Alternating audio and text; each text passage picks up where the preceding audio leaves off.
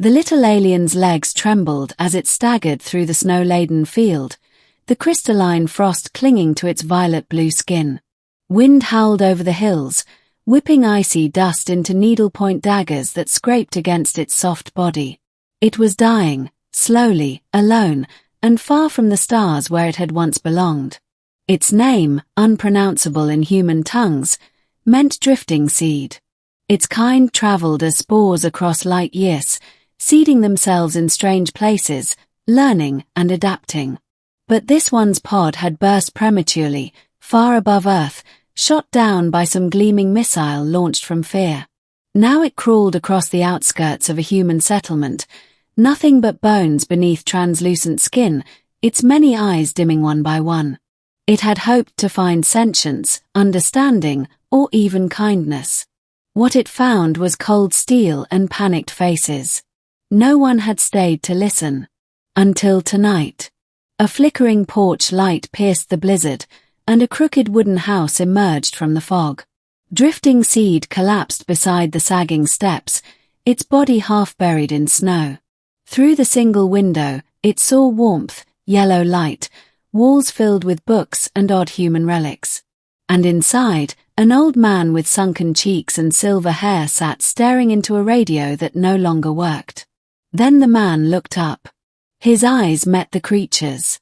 And he came outside. "Jesus," murmured Thomas Reed, kneeling slowly. "What in God's name?" The alien barely managed to lift its head. Its eyes blinked in staggered rhythm, 4 of them now frozen shut. It didn't speak. It had no voice humans could hear. But its trembling was answer enough. Thomas hesitated only a moment. Then he wrapped the creature in an old wool blanket and lifted it into his arms. "You're lighter than you look," he grunted.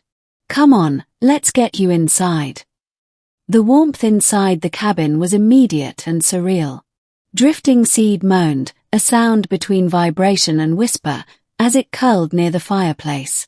Thomas brought hot broth and placed it near its mouth.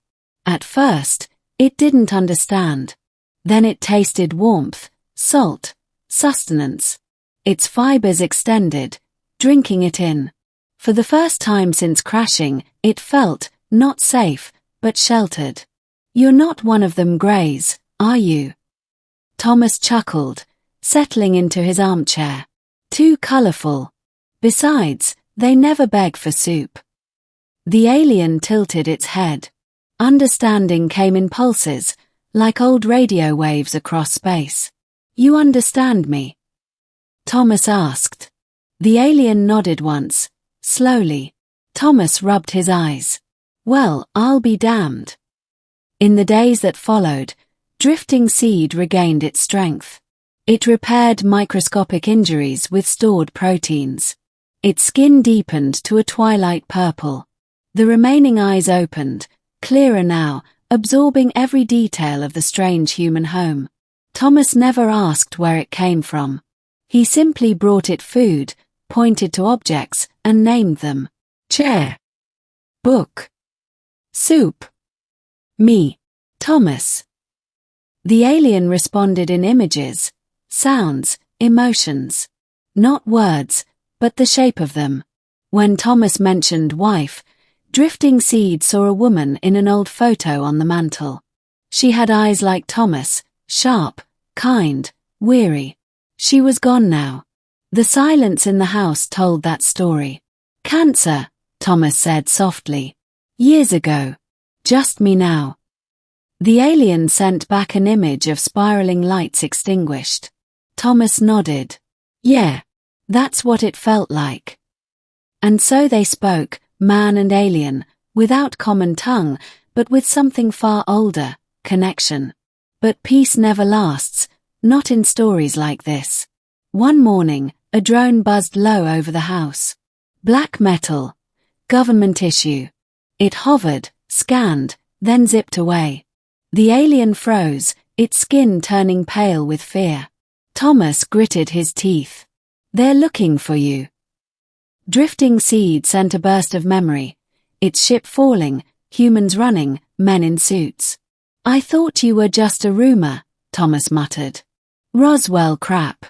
But I saw the news. That fire in the sky last month. That was you, wasn't it? The alien nodded. Thomas sighed. They'll come back. I know how this works.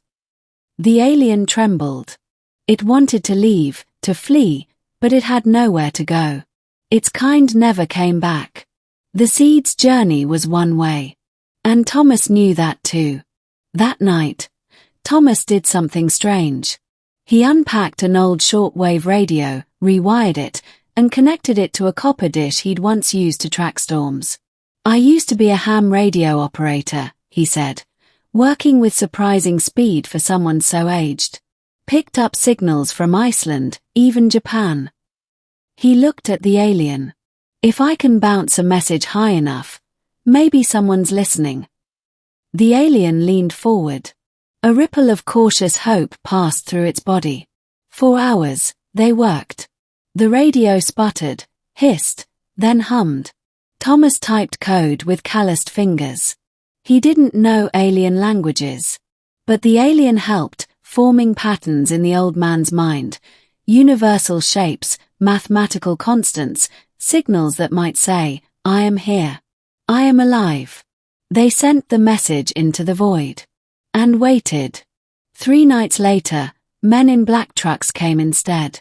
Thomas saw them first, no lights, but too quiet for country folk. He doused the lamps and turned to the alien. They're here. Drifting Seed tensed, ready to run. But Thomas stopped it. There's nowhere to go. Listen to me. He opened a floor panel. Beneath was a crawlspace once used for storing preserves. Now, it was a lifeline. Hide. Don't make a sound. I'll handle this. The alien hesitated.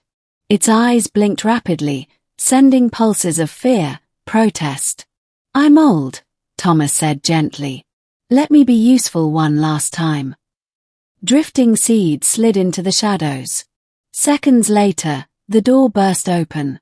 They came with guns and hard faces. One wore a badge marked Homeland Security. Another wore a lab coat. We're looking for an unauthorized bioform, said the lead agent. Seen anything strange lately? Thomas leaned on his cane, coughing theatrically. Only strange thing around here is you boys showing up uninvited. We have satellite confirmation of a Class 3 entity in this zone. Don't know what that means, Thomas muttered. I've seen raccoons, if that helps. They searched the house. Kicked books aside.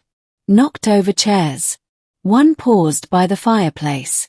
You live alone. Since my wife passed, Thomas said, voice raw. Why? Looking for a roommate. They found nothing. The crawlspace remained untouched. Eventually, they left. When the trucks were gone, the alien crawled out, eyes wide with shock. Thomas slumped in a chair, heart pounding. That, he whispered, was way too close. But he smiled. And the alien smiled back. Days turned to weeks. No reply came from the stars. Thomas grew weaker. His hands shook more. He needed help to walk. But he never stopped smiling when the alien curled beside the fire or hummed faint vibrations in his ear. You're the best damn thing that's happened to me in years, he said one night. The alien responded with a vision. 2 beings, different but side by side, bathed in starlight. But time is a cruel river. One morning, the old man didn't wake. Drifting Seed tried everything. Pulses, warmth, vibrations. But the man's spark was gone. The light had left his eyes. The alien sat by his side for many hours. Then it gathered wood and lit a pyre outside, like the man had shown in his stories of old warriors and honored dead. It watched the flames rise, carrying its friend into the sky. And then it heard the signal.